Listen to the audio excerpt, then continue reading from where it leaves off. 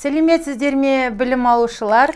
Бүгінгі сабағымыздың тақырыбы экологиялық мәселелер деп аталады. Бүгінгі сабақта мәтінде көтерілген мәселеге автор мен оқырманның қарым-қатынасын ескере отырып, талқылау сұрақтарын құрастыру және сыни тұрғыдан бағалау. Сіздердің меңгеретіндеріңіз: мәтінде көтерілген мәселеге автор мен оқырманның қарым-қатынасын ескере отырып, талқылау сұрақтарын құрастыру және сыни тұрғыда баға беруді меңгересіздер. Атауының өзі адамға салмақты ой салатын бұл мәселелер сіздерді де алаңдатары анық. Бүгінгі сабағымызда қарастырылатын мәселелерге шолу жасап өтейік. Қазақстандағы проблемалық аймақтар. Қоршаған ортаның ластануына әсер етуші факторлар. Экологиялық проблеманы шешу жолдары. Бүгінгі таңда экологиялық қауіпсіздікті қамтамасыз ету халықаралық қауіпсіздік бағыттарының бірі болып саналады. 2004-2005 жылдары Қазақстан Республикасының экологиялық концепциясы жасалған болатын. Алайда нәтиже адам қуантарлық емес. Өкінішке орай, Қазақстан Республикасының экологиялық проблемалары күні бүгінге дейін жетерлік. Химиялық, әскери ғарыштық және сынақ кешендерінің полигондарының кері әсерін есептемегенде, күнделікті тұрмыстағы адамзат қолынан келіп жатқан зиянды іс-әрекеттерде экологиялық жағдайды ушықтыра түсуде. 2009 жылғы Қазақстан Республикасының статистика агенттігінің мәліметіне сүйенсек, атмосфералық ауаға шығарылған зиянды заттардың мөлшері 2,3 миллион тоннаға жеткен және соңғы 10 жыл бойында тұрақты деңгейде сақталып отыр. Сондай-ақ ауасы лас қалалардың қатарына 11 қала анықталған. Соның ішінде Алматы, Шымкент, Өскемен, Ақтөбе ластану деңгейі жоғары қалалар қатарында. Статистикалық мәліметтерге жүгінетін болсақ, жалпы Қазақстан бойынша жыл сайын атмосфераға түрлі нысандардан 2,5 миллион тоннадай, ал бір ғана көліктердің улы газдарынан 1 миллион тоннадан астам зиянды заттар шығарылады екен. 2017 жылы Қазгидрометтің берген мәліметінше, Қазақстан Республикасы бойынша ауасы ластанған 10 қала белгілі болған еді. Олар Астана, Алматы, Ақтөбе, Жаңатас, Семей, Риддер, Тараз, Ақтау, Балқаш және Шу.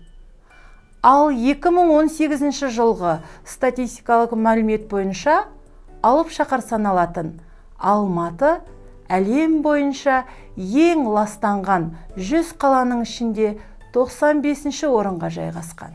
Экология мәселесі сөз болғанда Арал теңізі мен Семей полигоны бірден ойға оралады. Аталмыш елді мекенге әкелген зардап қасірет. Кім-кімге болмасын, орны толмас өкініш екені сөзсіз.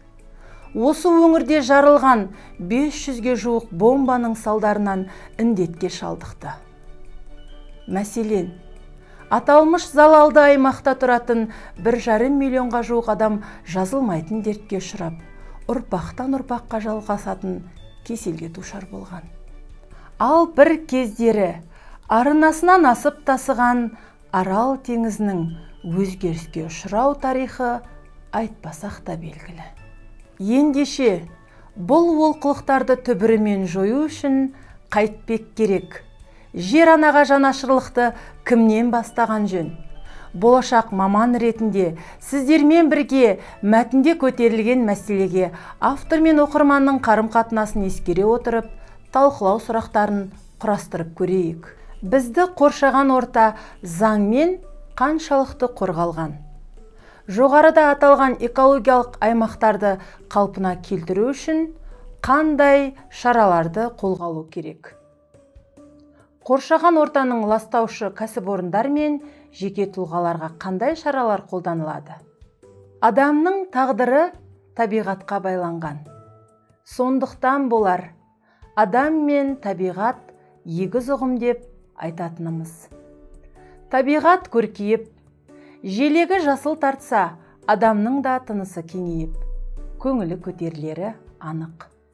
Ол сіз бен біздің өз қолымызда. Білім алушылар, экологиялық мәселеге сыни тұрғыдан қарай отырып, өз ұсыныстарымызды ұсынып көрейік.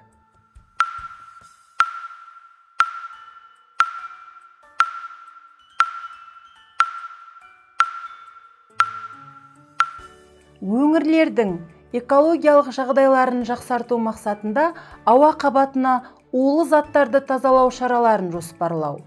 Автокөліктердің түтіндеуі мен оның улылығы деңгейін үнемі бақылау. Қоршаған ортаны қорғау туралы заңды күшейту керек. Табиғатты таза ұстауды әркім өзінен бастау қажеттігін түсіндіру. Табиғи жолмен тез ыдырайтын заттарды пайдалануды қолға алу. Қоқыстарды қайта өңдеу керек. Суды да үнемдеу керек. Жарықты пайдаланып болған соң өшіріп жүру керек. Топыраққа кері әсерін тигізетін химикаттарды қолданбау керек. Елімізді экологиялық апаттан құтқару үшін көпшіліктің күші, күресі қажет деп білемін. Бүгінгі сабағымызды тұжырымдай келе, әлемді алаңдататын экология мәселесінің жауапкершілігі мен айрықша ауыртпашылығын айқын сезіне түскендейміз.